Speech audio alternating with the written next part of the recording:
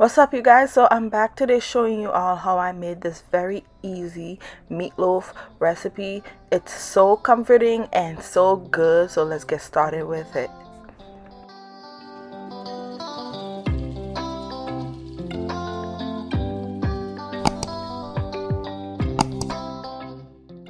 Okay, you guys, so you want to get a large bowl and then place your ground beef in the bowl. So I'm using about almost 2.5 pounds of ground beef, and I have my daughter helping me here today. So I minced up about half of an onion.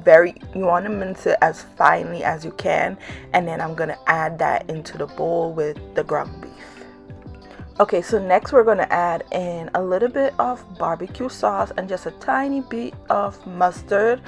I'm also going to add in some breadcrumb and 2 eggs, and then I'm going to give that a slight mix to mix the ingredients into the ground beef a little, and then I'm going to season up my meatloaf mixture a little bit. So to season it today, I'm using all-purpose seasoning, a little bit of salt, some freshly ground black pepper, and ground cumin. I also added in some garlic powder. If you want, you could add some onion powder as well, and you don't have to add the all-purpose seasoning. All right, and the last thing I'm gonna add into my mixture is 1 packet of the Lipton onion soup mix. This just takes your meatloaf to another level and makes it taste so good. So after I season up my ground beef, I'm gonna mix the seasoning into the ground beef, and you want to mix everything really well to combine the mixture together. All right, so I started off mixing using my pot spoon, but then I put on gloves and I just use my hands to really mix the ingredients together into the meat. So next I'm getting my baking dish. I'm not using a loaf pan. If you have one and you want to use it, you can, but you don't really need one. So I'm using a baking dish, and I just cover it with foil paper for easy cleanup. I sprayed it with some non-stick cooking spray so that the meatloaf won't stick to the pan. All right, and then I just used my hands and I shaped the meatloaf mixture into the shape of a loaf, into a meatloaf shape, right? And once you're finished shaping the meatloaf, you guys, I preheated my oven to 350 degrees, and I'm just gonna place the meatloaf in the oven and I let it cook and bake for about 55 minutes to 1 hour. So while the meatloaf is cooking, we're gonna make a sauce that goes on top of the meatloaf, and this is gonna make it taste so good, you guys. My daughter enjoyed this meatloaf. It's so delicious.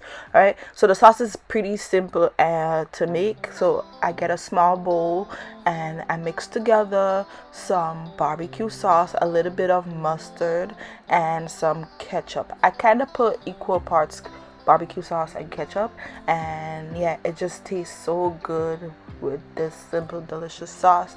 So use a fork and just mix that to combine the ingredients together, and set it aside until you're ready to spread it on top of the meatloaf. Okay, and after the 55 minutes, here is my meatloaf. It's fully cooked. If you want, you can use a thermometer to test the meatloaf, and you want it to be at about 160 degrees to 165 degrees. It's okay if at this point the meatloaf isn't 100% fully cooked yet, because we're going to put back into the oven to cook some more after we put the sauce on it. Okay, so at this point you just want it to be almost fully cooked.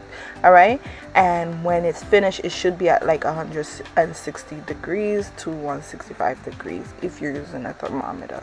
All right, so now I'm just taking the sauce we made and I'm gonna put it all over on top of my meatloaf, and I crank my oven heat up to 400 degrees. So set your oven to 400 degrees, and once you finish adding the sauce on top of the meatloaf, you're going to place it back into the oven to bake for about 10 to 15 more minutes until the meatloaf is fully cooked and glazed with that delicious sauce. And then once it comes out of the oven, I let it rest for a few minutes, about 20 minutes, and then you guys slice it up and serve.